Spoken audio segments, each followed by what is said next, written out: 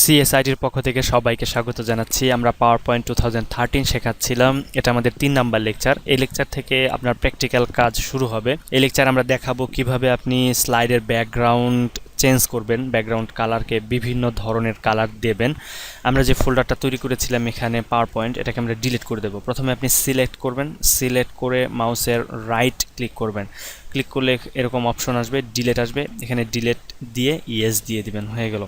এখন আমরা যাচ্ছি ড্রাইভের ভেতরে মাই কম্পিউটার থেকে। আপনার ইচ্ছা মতো আপনি যে ড্রাইভে খুশি যাবেন, কিন্তু অবশ্যই সি ড্রাইভে যাবেন না। আমি টিউটোরিয়াল এখানে যাচ্ছি, কমিউনিটি সলিউশন, আইটি, এখানে অফিসের অধীনে পাওয়ার পয়েন্ট, এখানে আমি ক্লিক করতেছি।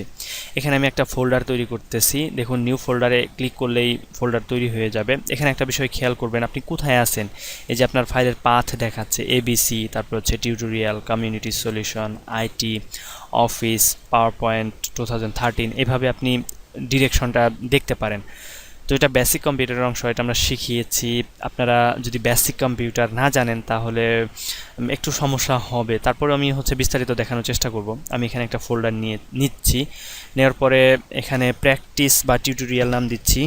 ইন্টারপ্রেস করতেছি, ইন্টারপ্রেস করে আবার ইন্টারপ্রেস করতেছি। এখন এটার ভেতরে চলে গেল। এখন আমি একটা ফাইল নেব পাওয়ার পয়েন্ট নতুন। এজন্য মাউসের রাইট বাটন প্রেস করতে হবে। প্রেস করলে নিউ আসবে। নিউ আসলে এখান থেকে দেখুন Microsoft power point presentation click করতে হবে। ক্লিক করলাম। যেহেতু আমরা ব্যাকগ্রাউন্ড নিয়ে কাজ করবো, এই জন্য আমরা ব্যাকগ্রাউন্ড নাম দিচ্ছি। নীল থাকা অবস্থায় কিবোর্ড থেকে লিখলেই হবে। ওকে নাম দেওয়ার পরে এবার ইন্টারপ্রেস করলাম। আবার মাউস দিয়ে ডাবল ক্লিক করলে এটা ওপেন হয়ে যাবে।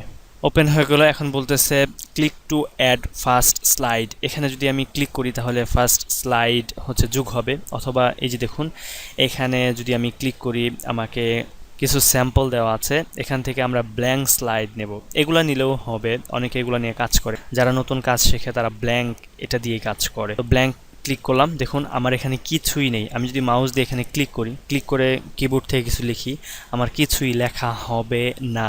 তো যেহেতু আমরা ব্যাকগ্রাউন্ডকে চেঞ্জ করব, তো কাজে আমরা দেখি কিভাবে ব্যাকগ্রাউন্ডকে চেঞ্জ করব। প্রথমে মাউসের কার্যটা এখানে নিয়ে রাইট ক্লিক করবেন। এখানে ফরম্যাট ব্যাকগ্রাউন্ড আসবে, এখানে ক্লিক করলেন, এরকম অপশন আসবে। এই অপশন থেকে আপনি ব্যাকগ্রাউন্ডকে চেঞ্জ করতে পারেন। দেখুন এখানে ফাইল লেখা আছে, এটা ক্লিক করেন। ক্লিক করলে এটা বন্ধ হয়ে যাবে। আবার ক্লিক করলে এটা অপশনগুলো বের হয়ে আসবে। আবার যদি এখানে ক্রস বাটন আর ক্লিক করি তাহলে এটা চলে যাবে। তো আবার নিয়ে আসবো কিভাবে, রাইট ক্লিক করব, ক্লিক করে ফরম্যাট ব্যাকগ্রাউন্ড, তো চলে আসলো। এখন দেখুন এখানে আপনার কালার দেখাচ্ছে, এই যে কালার। এখান থেকে আপনি কালার সিলেক্ট করতে পারেন, এখান থেকে আপনি ট্রান্সপারেন্ট করে দিতে পারেন। তো আমরা একটু দেখাচ্ছি, কালারের পরে ক্লিক করতেছি, ক্লিক করে আমি একটু অ্যাশ কালার নিতেছি। দেখুন আমার স্লাইডটা কিন্তু অ্যাশ কালারের হয়ে গেল। এখন আপনি যদি আবার এই নিউ স্লাইডের উপরে ক্লিক করেন, দেখুন আপনার এই যে ব্ল্যাঙ্ক স্লাইড হয়ে যাচ্ছে। আরেকটা ক্লিক করলে আবার হয়ে যাচ্ছে। আবার এখান থেকে ক্লিক করলে আপনি যদি একটু যে স্যাম্পলগুলো আছে এগুলো নিতে চান তাহলে এই ধরনের স্লাইড চলে আসবে। আমি একটু ক্লিক করে দেখাচ্ছি, দেখুন এই যে চলে এসেছে। এই যে আমরা প্রথম স্লাইডে ফিরে যাচ্ছি। প্রথম স্লাইডে ফিরে গেলাম, এটা অ্যাশ কালার ছিল বা একটু হালকা ব্ল্যাক ছিল। এখন আমি যদি অ্যাপ্লাই টু অল দিই তাহলে কি হবে, প্রত্যেকটা স্লাইডের ব্যাকগ্রাউন্ড একটু অ্যাশ কালার হয়ে যাবে। একটু দিয়ে দেখাচ্ছি, দেখুন হয়ে গেল। যদি পূর্বের অবস্থায় ফিরে যেতে চান তাহলে কন্ট্রোল জেড প্রেস করবেন, অথবা এই যে এখানে এটা প্রেস করবেন, আনডু বলে এটাকে, কন্ট্রোল জেড।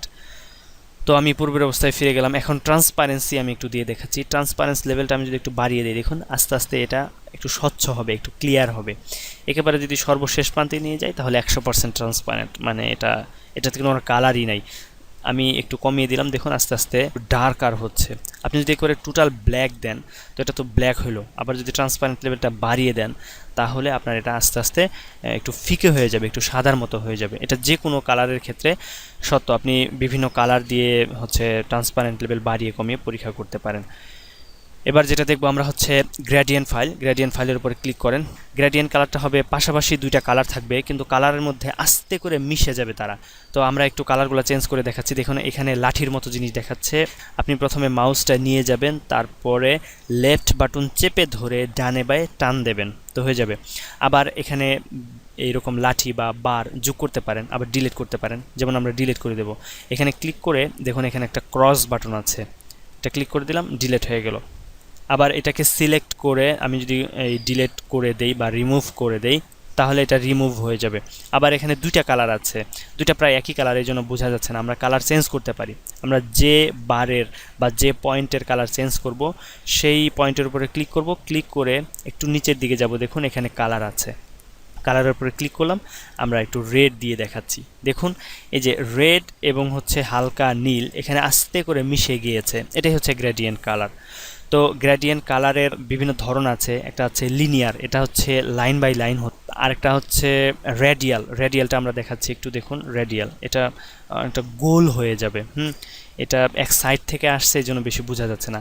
এখানে আবার ডিরেকশন আছে, ডিরেকশনটা দেখাচ্ছি, দেখুন মাঝখান থেকে, মানে মাঝখান থেকে ছড়িয়ে যাবে চারপাশে, এরকম বিভিন্ন ধরন আছে। এখান থেকে আপনি ডিরেকশনগুলো চেঞ্জ করতে পারেন। আমরা একটা কালার নিয়ে দেখাচ্ছি, এখানে আরেকটা কালার কিভাবে নেবেন, এখানে জাস্ট মাউস দিয়ে ক্লিক করলেই আরেকটা কালার চলে আসবে। তো এখন আমি কালারটাকে চেঞ্জ করে দিচ্ছি, এখানে গিয়ে আমরা সবুজ দিয়ে দিলাম।